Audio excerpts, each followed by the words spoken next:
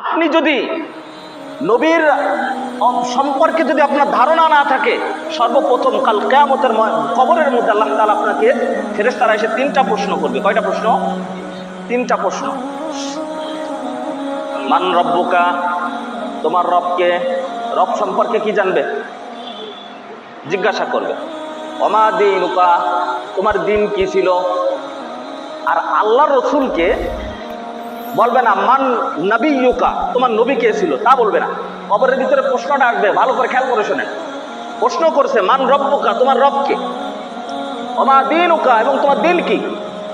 আর আল্লাহর রসুলের প্রতিচ্ছবি দেখায় বলবে মান হাযা রাজুল বুইসা ফীকুম, এই ব্যক্তি, এই দেখো তো, এই যে এই লোকটাকে দেখা যায়, এই লোকটা সম্পর্কে তোমাদের ধারণা কি। মানে হাজার রাজুল, এই ব্যক্তি কে, বুইসা ফীকুম, তোমাদের মধ্যে প্রেরণ করা হয়েছিল।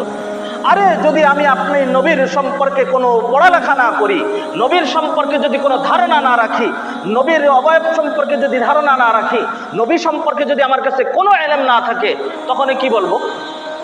লা আদরি লা আদরি লা আদরি, আমি তো কিছুই জানি না, আমি কিছুই জানি না, আমি কিছুই জানি না।